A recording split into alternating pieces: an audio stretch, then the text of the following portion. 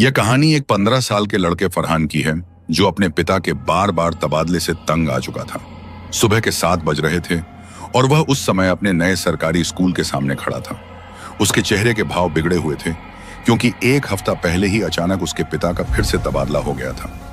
वह जो अपने पिछले स्कूल में अपने दोस्तों के साथ खुशी खुशी परीक्षा देने की तैयारी कर रहा था, इस नए शहर में आना पड़ा और अब इस नए शहर में आते ही उसे नए स्कूल में दाखिला लेना था। दाखिले की सारी प्रक्रिया तो अब्बा जान पूरी करके घर जा चुके थे, लेकिन आज पहले दिन होने की वजह से फरहान को बहुत घबराहट हो रही थी। ऊब से भरा हुआ बैग कंधे पर लटकाए वह स्कूल की बड़ी सी इमारत में दाखिल हो गया। यह स्कूल था या कोई भूत बंगला? टूटे हुए दरवाजे, उजड़ा हुआ मैदान और किनारों पर लगे बड़े बड़े पेड़ रहस्यमय लग रहे थे। स्कूल की इमारत को देखकर फरहान को वह बिल्कुल भी अच्छा नहीं लगा। पहली क्लास में बैठते ही उसका मूड और खराब हो गया। वहां के मास्टर और टीचर्स पिछले स्कूल की तुलना में बिल्कुल भी अच्छे नहीं थे। ए लड़के, खड़े हो जाओ और इसका अंग्रेजी अनुवाद करके सुनाओ। मास्टर साहब ने उसकी ओर इशारा किया तो वह न चाहते हुए भी खड़ा हो गया। पढ़ाई में वह शुरू से ही थोड़ा कमजोर था और बार बार स्कूल बदलने की वजह से उसका जो थोड़ा बहुत आत्मविश्वास बचा था वो भी चला गया था। उसने अटक अटक कर पैराग्राफ का अनुवाद करना चाहा मगर असफल हो गया। क्लास ठहाकों से गूंज उठी। बिल्कुल नालायक हो तुम। तुम्हारी सजा यह है कि ऊपर तीसरी मंजिल के आखिरी खाली क्लासरूम में बैठकर अपना सबक याद करो और जब तक सुना नहीं दोगे तब तक तुम्हारी छुट्टी नहीं होगी। मास्टर साहब ने सजा सुनाई। क्लास में सन्नाटा छा गया। ऊपर की मंजिल का आखिरी क्लास? वहां पर तो वो है। ओह खुदा, ये लड़का तो गया। कानों में धीमी धीमी फुसफुसाहटें पड़ने लगी। फरहान ने मुड़कर लड़कों को देखा। सबके चेहरों पर डर ही डर फैला हुआ था मगर उसका किसी से बात करने का मन नहीं किया। चुपचाप अपना बैग उठाकर वह क्लास से बाहर निकल आया। सीढ़ियां टूटी फूटी थीं। ऊपर चढ़ते हुए फरहान सबसे ऊपर वाली मंजिल तक पहुंच गया। यहां लाइन से खाली कमरे थे और हर कमरे की हालत खराब थी। वह आखिरी क्लासरूम तक चला आया। यहां पर कुर्सियां और मेजें रखी हुई थीं। शायद यहां पर लड़कों को सबक याद करने के लिए बिठाया जाता होगा। फरहान ने बैग कुर्सी पर रखा और बैठकर अपना सबक याद करने लगा। साथ ही साथ वह नजरें उठाकर क्लासरूम का जायजा भी लेता जा रहा था। अचानक ऐसा महसूस हुआ जैसे कोई ठंडी सी हवा उससे आकर टकराई हो। फरहान ने अपनी भूरी आंखें उठाकर आसपास का जायजा लिया। एक खिड़की का पल्ला हवा से लहरा रहा था। फरहान दोबारा से अपने सबक पढ़ने में मशगूल हो गया। क्या बात है? वो है वाह है। क्या तुम्हें सजा मिली है? एक खूबसूरत स्त्री स्वर पर फरहान एकदम चौंक पड़ा। आवाज उसके पीछे से आई थी। उसने मुड़कर देखा तो उसकी पीछे वाली डेस्क पर एक लड़की बैठी थी। काले रंग का लिबास और काले रंग के दुपट्टे से उसने अपने चेहरे के चारों ओर एक घेरा बना रखा था। आंखें हरे रंग की थीं और वो इतनी गहरी थीं कि फरहान को लगा जैसे वो उनमें डूबता चला जा रहा है। हाँ, लेकिन तुम कौन हो? ये तो लड़कों का स्कूल है। तुम यहाँ क्या कर रही हो? फरहान ने हैरानी से पूछा। उस लड़की का यूं इस अजीब और वीरान क्लासरूम में इतने आत्मविश्वास से बैठना उसे चौंका रहा था। लड़की हल्का सा मुस्कुराई। मैं इसी स्कूल में रहती हूँ। यहाँ पर काम करने वाले करमदीन की बेटी हूँ। बाबा जान स्कूल की सफाई करते हैं तो मैं उनकी मदद करवाती हूँ। अभी भी मैं ऊपर सफाई करने आई थी तो तुम्हें यहाँ बैठे देखा। क्या तुम परेशान हो? उस लड़की ने थोड़ा आगे झुककर सवाल किया था। वो मुस्कुरा नहीं रही थी। उसके चेहरे पर एक अजीब सी संजीदगी थी और ऐसी आकर्षण की फरहान उसकी ओर खींचता चला जा रहा था। मुझे ये सब समझ नहीं आ रहा। फरहान ने बेबस सा होकर किताब उसकी ओर बढ़ा दी। लड़की ने धीरे से किताब उसके हाथ से पकड़ ली। फरहान को उर्दू पैराग्राफ का अंग्रेजी अनुवाद करके लिखना था मगर उसे वो लिखना नहीं आ रहा था। लड़की ने कुछ क्षणों तक पैराग्राफ को देखा और फिर सीधे फरहान की आंखों में झांका। अचानक फरहान को यूं लगा जैसे उसका दिमाग जोर से घूम गया हो। उसने झट से दोनों हाथों से अपना सिर पकड़ लिया। ओह मेरे खुदा, ये मुझे क्या हो रहा है? उसे जबरदस्त चक्कर आने लगे। आसपास सब कुछ घूमता हुआ लग रहा था। बेकाबू होकर वो उठकर क्लास से बाहर भागा। उसे घुटन हो रही थी जैसे उल्टी आने वाली हो। क्लास से बाहर निकलकर वो काफी देर तक झुका रहा। कुछ देर बाद जब उसकी तबीयत थोड़ी संभली तो वो खुद को संभालते हुए दोबारा क्लासरूम में गया मगर वहां उसे जबरदस्त हैरानी का झटका लगा। क्लासरूम पूरी तरह खाली था। वहां उस लड़की का नामो निशान तक नहीं था। सामने फरहान की कॉपी पर लिखे हुए पैराग्राफ का अंग्रेजी अनुवाद हो चुका था। शायद उस लड़की ने ही लिखा था। फरहान को रूह तक में सिहरन सी महसूस हुई। उसने खुशी से कॉपी वापस अपने बैग में डाली और तेजी से क्लासरूम से बाहर निकल आया। क्लासरूम से बाहर निकलते ही उसे महसूस हुआ कि अंदर एक अजीब सी खुशबू फैली हुई थी, जो बाहर आते ही गायब हो गई। तेजी से सीढ़ियां उतरते हुए फरहान अपनी क्लास में जा पहुंचा। उसने मास्टर को अपनी कॉपी दिखाई तो वो भी हैरान रह गए। इतनी जल्दी इतना अच्छा अनुवाद। सच बताओ, किसने तुम्हारी मदद की है? मास्टर ने गुस्से से कहा, मगर फरहान सिर्फ मुस्कुरा दिया। बाकी लड़के भी हैरानी से उसे देख रहे थे। छुट्टी का समय हो रहा था।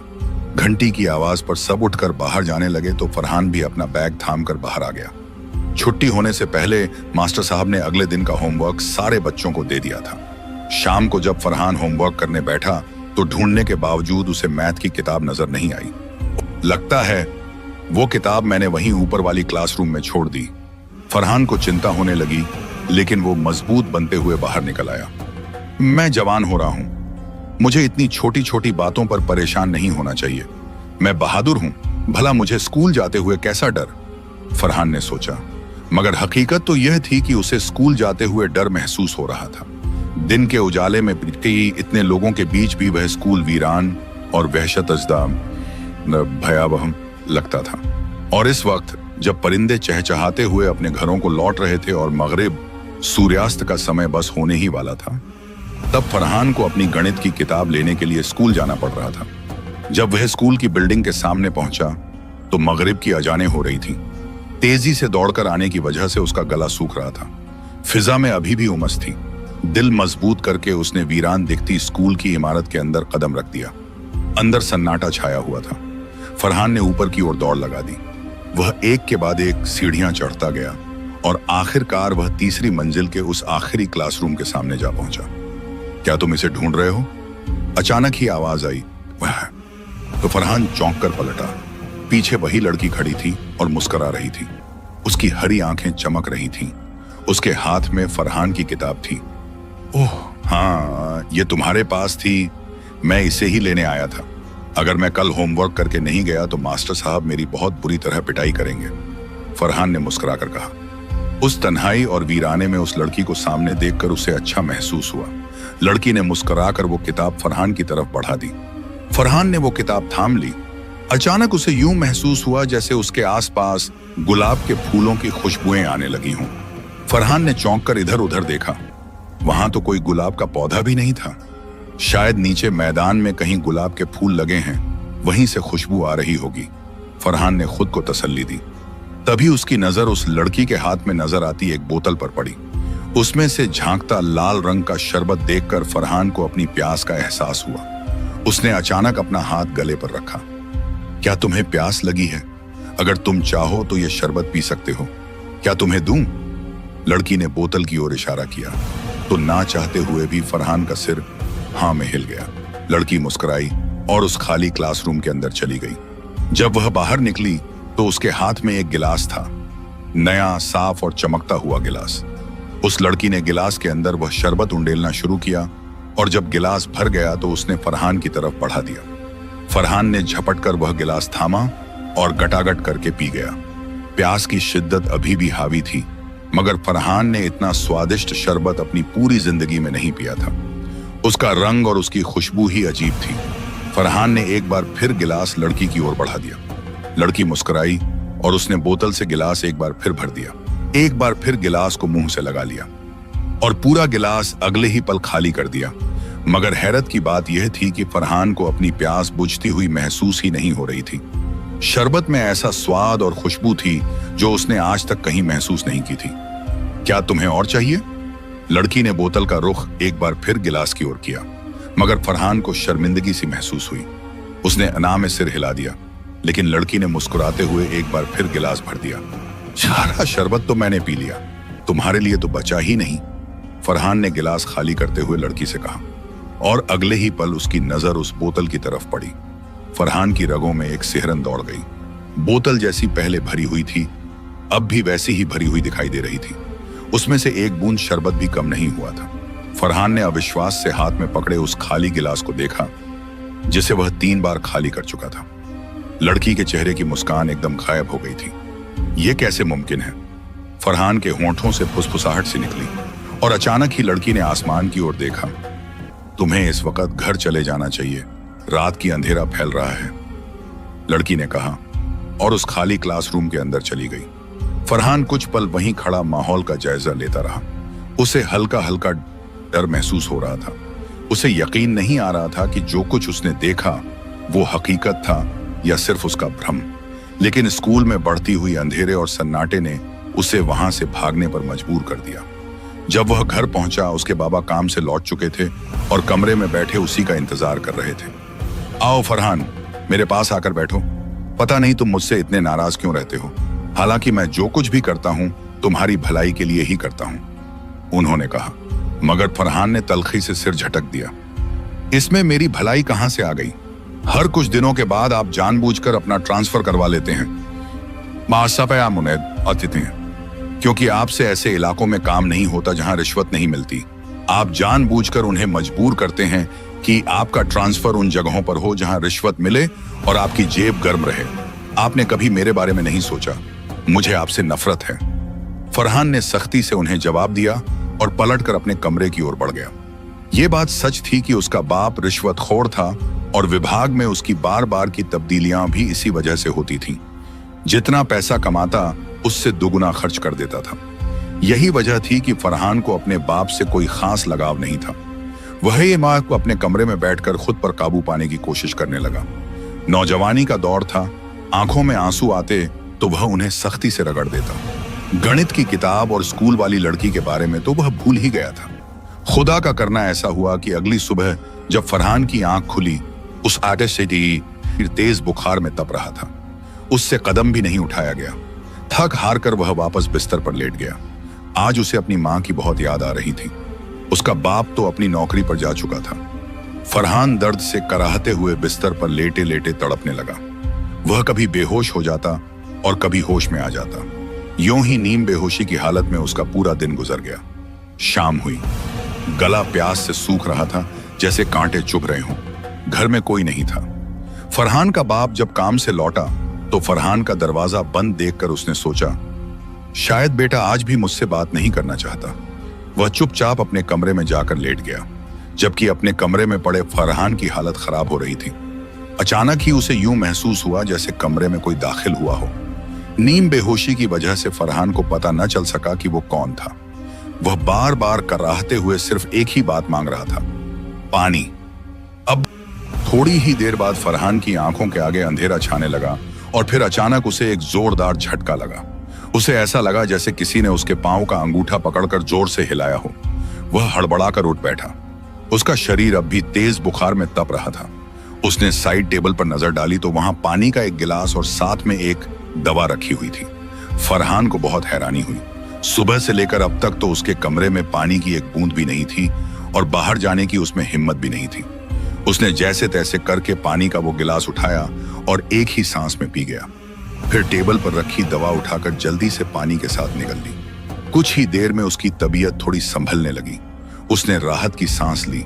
अब उसे नींद आ रही थी। आंखें बंद करते हुए वह दिल ही दिल में शुक्रिया अदा कर रहा था कि चलो उसके अब्बा उससे मिलने नहीं आए, मगर कमरे में दवा तो रख गए। अगली सुबह जब वह जागा तो खुद को काफी बेहतर महसूस कर रहा था। वह चुपचाप उठकर स्कूल के लिए तैयार होने लगा। जैसे ही वह कमरे से बाहर निकला, उसके अब्बा नाश्ता कर रहे थे। उन्होंने फरहान को देखा तो आवाज दी, आ जाओ मेरे साथ नाश्ता करो। फरहान चुपचाप उन्हें देखता रहा और फिर बिना कुछ कहे पास से गुजर गया। आपका शुक्रिया, आपने मेरे कमरे में दवा रख दी, लेकिन अगर प्यार से मेरा हाल पूछ लेते तो ज्यादा अच्छा लगता, फरहान ने कड़वाहट से कहा और खुद बाहर निकल गया। जबकि कुर्सी पर बैठे उसके अब्बा अवाक रह गए। कौन सी दवा? कैसी दवा? उन्हें तो इसका अंदाजा भी नहीं था कि फरहान किस बारे में कह रहा था। और फरहान को भी ये नहीं मालूम था कि रात उसके कमरे में दवा और पानी रखने वाला उसका अब्बा नहीं बल्कि कोई और था। फरहान जब स्कूल पहुंचा तो एक दिन की गैरहाजिरी के कारण मास्टर साहब बहुत गुस्से में थे। उन्हें फरहान से किसी अजीब वजह से चिढ़ थी। खड़े हो जाओ और सबक सुनाओ। फरहान चुपचाप खड़ा हो गया और अपनी गैरहाजिरी की वजह बता दी। लेकिन मास्टर साहब को उस पर कोई रहम नहीं आया।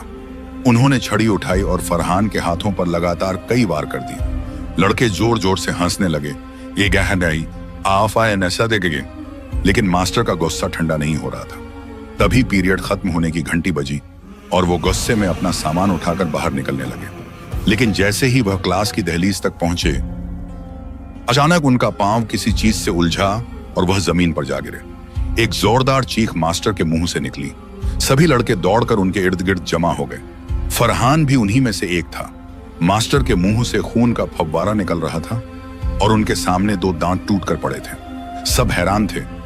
मास्टर साहब के आगे तो कोई नहीं था, वह खुद ही गिर पड़े थे। मास्टर साहब को पास के क्लिनिक ले जाया गया। अब एक और टीचर क्लास में पढ़ा रहे थे और बुई पीर उर्दू का अंग्रेजी अनुवाद कैसे करना है, ये फरहान को आज फिर से समझ नहीं आ रहा था। पीरियड खत्म हुआ तो वह चुपके से अपनी किताबें उठाकर क्लास से बाहर निकल आया। सीढ़ियां चढ़कर वह ऊपरी खाली मंजिल पर पहुंचा जो हमेशा की तरह वीरान थी। आखिरी वाले क्लासरूम के सामने पहुंचते ही उसने अंदर झांका। वहां कोई नहीं था। जहां वह उस रोज बैठा था वहीं बैठकर उसने बैग से किताब निकाली और सामने रख दी। तभी अचानक एक आवाज आई, कल क्यों नहीं आए थे? क्या तुम्हारी तबीयत खराब थी? फरहान चौंक कर पीछे मुड़ा। पीछे वही लड़की बैठी थी और मुस्कुरा रही थी। वैसा ही काला लिबास, काले दुपट्टे के घेरे में चेहरा छुपा हुआ और गहरी चमकती आंखें। हाँ, कल मेरी तबीयत खराब थी, फरहान ने सादगी से जवाब दिया। फिर वह अचानक चौंका। तुम्हें कैसे पता कि मैं कल नहीं आया था? स्कूल में तो इतने सारे लड़के हैं, एक मेरे ना होने से क्या फर्क पड़ा होगा जो तुम्हें पता चल गया? फरहान का लहजा अब संदेह भरा था। लड़की मुस्कुराई। दरअसल कल बाबा जान नहीं आए थे, बल्कि उनकी जगह मैं ही स्कूल की सफाई करने आई थी। जब तुम्हारी क्लास में तुम्हारे टीचर नाम लेकर हाजिरी ले रहे थे तब मैं वहीं पर थी, इसलिए मुझे पता चल गया कि तुम नहीं आए थे। फरहान को संतोष हुआ। अब वह लड़की से इधर उधर की बातें करने लगा। उसकी बातें फरहान को बहुत अच्छी लग रही थीं। न जाने कितनी देर गुजर गई, बातों बातों में ही उस लड़की ने फरहान को अंग्रेजी का अनुवाद करना भी सिखा दिया। अचानक फरहान चौंका। छुट्टी का वक्त हो गया होगा और मैं ऊपर बैठा हूं। आज मैंने बिल्कुल भी पढ़ाई नहीं की, मुझे नीचे जाना चाहिए। वह जल्दी से अपना बैग समेटते हुए खड़ा हो गया। लड़की चुपचाप बैठी रही। मैं कल फिर फ्री पीरियड में तुम्हारे पास आऊंगा, फरहान ने कहा। असल में उसे उस लड़की से मिलना अच्छा लगता था। फरहान की यह बात सुनते ही वो लड़की पूरे दिल से मुस्कुराई। तुम जरूर आना, तुमसे बातें करके मुझे बहुत अच्छा लगता है, तुम बिल्कुल अलग हो। उसकी आंखों में एक खास सी चमक थी। फरहान कुछ पल तक उसे देखता रहा और फिर बैग उठाकर बाहर निकल आया। अचानक ही उसे याद आया कि उसने अब तक उस लड़की का नाम तो पूछा ही नहीं था। न जाने उसका क्या नाम था। इतनी अच्छी दोस्त के नाम का तो उसे पता होना चाहिए। वह झट से मुड़ा और कमरे में आया, लेकिन यह देखते ही उसकी सिट्टी पिट्टी गुम हो गई। कमरा खाली था। वो डेस्क जहां कुछ ही पलों पहले वो लड़की बैठी थी, अब वहां कोई नहीं था। फरहान अविश्वास भरे कदमों से चलता हुआ उस डेस्क के पास आया। इतनी जल्दी वो आखिर कहां जा सकती है? उसने दरवाजे की ओर देखा। दरवाजा तो खुला था, शायद चली गई हो। वह मुड़ने ही वाला था कि अगले ही पल उसे एक जोरदार झटका लगा। जिस डेस्क पर वह बैठा था वहां जमी हुई धूल की परत उसके बैठने से साफ हो गई थी। सब कुछ साफ नजर आ रहा था, लेकिन पीछे वाली डेस्क पर जहां वो लड़की बैठी थी, उस पूरी डेस्क पर धूल की परत में कोई भी बदलाव नहीं आया था। हालांकि कुछ ही पलों पहले वो लड़की वहीं बैठी थी। निशान तो बनना चाहिए था, लेकिन वहां कोई निशान नहीं था, जैसे उस पर वर्षों से धूल जमी हो और किसी ने उसे कभी छुआ तक ना हो। फरहान की रगों में सनसनी दौड़ गई। उसके पूरे बदन में कंपी छा गई। आखिर ये सब क्या था? फरहान उल्टे कदमों से उस क्लासरूम से बाहर निकला और हांफते कांपते सीढ़ियां उतरने लगा। अभी वह आखिरी सीढ़ी पर ही पहुंचा था कि अचानक उसकी किसी से जोरदार टक्कर हो गई। ये उसका क्लास फेलो हम्माद था। क्या बात है भाई, तू बड़ी तीसरी मंजिल पर चढ़ता है। लोगों की तो वहां जाते ही सिट्टी गुम हो जाती है, और एक तू है कि घंटों वहां बैठा रहता है। क्या करता है वहां जाकर? हम्माद शक भरे लहजे में कह रहा था। उसके साथ आए लड़कों के झुंड में से अचानक एक बोला, मैंने आज इसकी आवाज भी सुनी थी। मैं सीढ़ियों के पास खड़ा था, ये किसी से बातें कर रहा था। हालांकि सब जानते हैं कि तीसरी मंजिल पर क्या है। उस लड़की की बात पर फरहान ने हैरानी से उसे देखा। क्या है तीसरी मंजिल पर? मैं वहां एक लड़की से बातें कर रहा था। वो हमारे स्कूल के सफाई कर्मी की बेटी है और अपने बाप के साथ मदद के लिए आती है, फरहान ने कहा। तो लड़कों के चेहरों पर डर फैल गया। उन्होंने एक दूसरे को अजीब नजरों से देखा। कौन सी लड़की? कौन सा सफाई कर्मी? हमारे स्कूल में तो कोई सफाई करने वाला है ही नहीं। तू देख नहीं रहा स्कूल का क्या हाल है? हम खुद ही आकर झाड़ू पोंछा करके कुर्सियों पर बैठते हैं। मास्टर साहब पिछले 2 महीनों से आंदोलन चला रहे हैं कि स्कूल में एक सफाई कर्मी होना चाहिए। तो तू किसकी बात कर रहा है? कामरान की बात पर फरहान सन्न रह गया। यह कैसे मुमकिन है? मैं खुद उस लड़की से मिला हूं और उसने मुझे बताया कि वह करमदीन की बेटी है। फरहान की बात पर उन दोनों की आंखें डर से फैल गईं। करमदीन? हाँ, वो हमारा चौकीदार था, लेकिन वो तो बरसों पहले मर चुका है और उसकी तो कोई औलाद भी नहीं थी। लड़कों की बातें सुन सुनकर फरहान का सिर चकराने लगा। ये कैसे हो सकता है?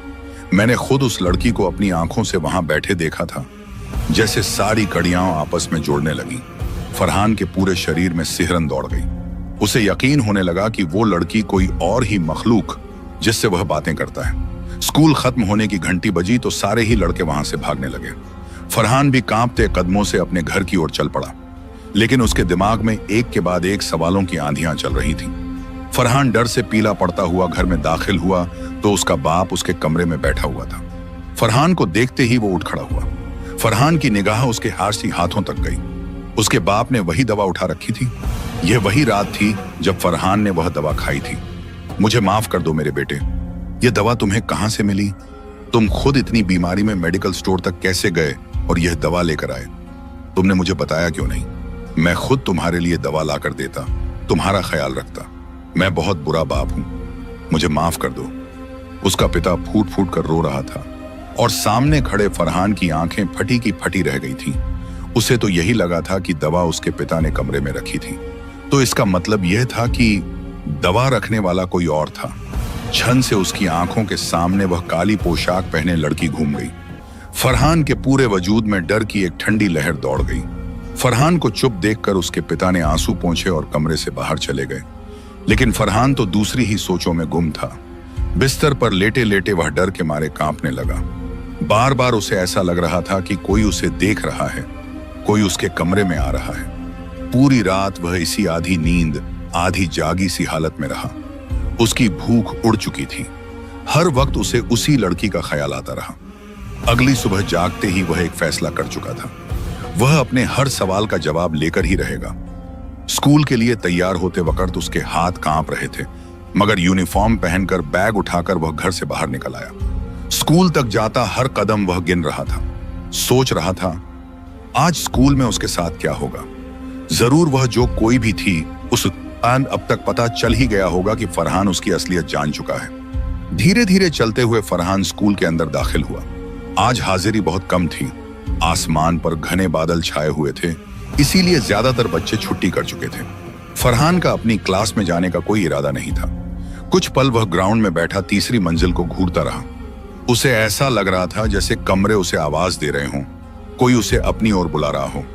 फरहान ने घड़ी में देखा, सुबह के 9 बज रहे थे। वह पिछले रास्ते की सीढ़ियों से होता हुआ तीसरी मंजिल तक पहुंच गया।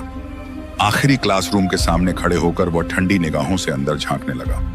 नर्म अंधेरे में साफ दिख रहा था, अंदर कोई नहीं है। फरहान ने एक कदम आगे बढ़ाया और क्लासरूम में दाखिल हो गया। क्या तुम मुझे तलाश कर रहे हो? वही आवाज आई तो वह उछल कर पलटा। वह ठीक उसके पीछे खड़ी थी। आज उसकी आंखों में एक अजीब सी चमक थी। चेहरे पर डर और वहशत छाई हुई थी। उसके सिर से काला दुपट्टा उतर चुका था और उसके लंबे बाल खुले थे जो हवा में लहरा रहे थे। कौन हो तुम? फरहान के लबों से कांपते हुए शब्द निकले। वह लड़की तकलीफ से मुस्कुराई। तो आखिर तुमने मुझे पहचान ही लिया? उसने पूछा तो फरहान ने सिर हिलाया। हाँ, मैं पहचान चुका हूं कि तुम कोई इंसान नहीं हो, बल्कि तुम कोई और ही मखलूक हो। कौन हो तुम? कोई बदरूह या कोई भटकी हुई आत्मा जो मुझे नुकसान पहुंचाना चाहती है?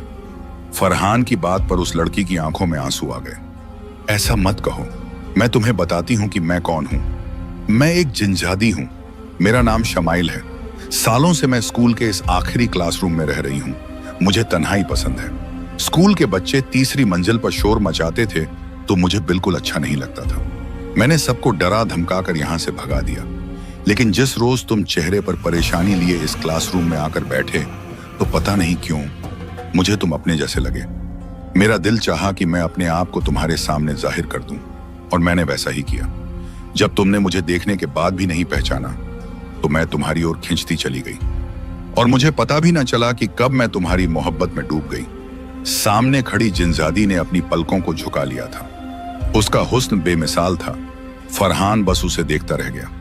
यह हकीकत जानने के बावजूद कि वह इंसानों में से नहीं थी, वह कोई और ही मखलूक थी।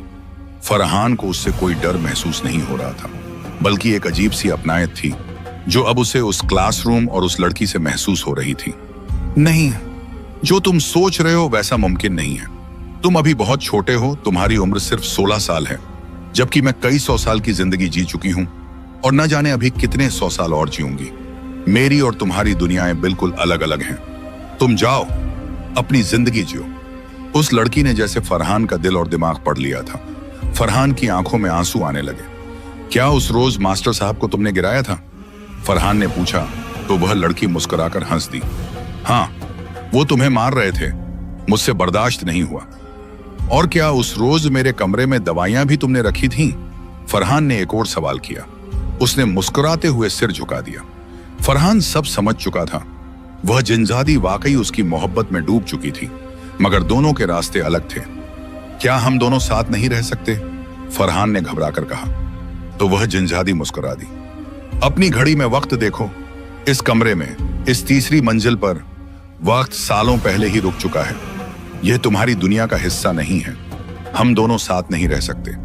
आज हमारी आखिरी मुलाकात है। जिनजादी की बात सुनकर फरहान ने हैरानी से अपनी घड़ी में देखा और वह जैसे सन्न रह गया। घड़ी की सुइयां 9 के अंक पर ही जमी हो, जबकि उसे ग्राउंड से ऊपर आए हुए लगभग आधा घंटा हो चुका था।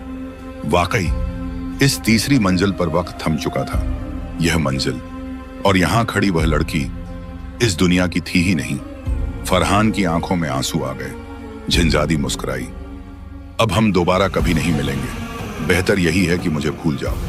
वह अचानक मुड़ी और खाली क्लासरूम की उस हल्की अंधेरी परछाई में गुम होती चली गई। फरहान ने उसे रोकने या देखने की कोशिश की, मगर वह उसे देख न सका। खाली होते दिल के साथ वह सीढ़ियां उतरकर नीचे आ गया। अब उसे यह स्कूल इतना भी बुरा नहीं लग रहा था। अब उसे यहां से एक अजीब सी अपनायत महसूस हो रही थी। गहरा सांस लेते हुए, खुद पर काबू पाते हुए उसने फैसला कर लिया था कि जो कुछ जिनजादी ने कहा है वह उसे जरूर पूरा करेगा। उस दिन के बाद से फरहान का रवैया बिल्कुल बदल गया था। वह अपने पिता से अच्छे से बात करने लगा। पढ़ाई में वह क्लास का सबसे होशियार बच्चा बन गया। सबको लगता था जैसे कोई चमत्कार हो गया हो, मगर यह तो सिर्फ फरहान जानता था कि उस जिनजादी की मोहब्बत ने उसे पूरी तरह बदल कर रख दिया था।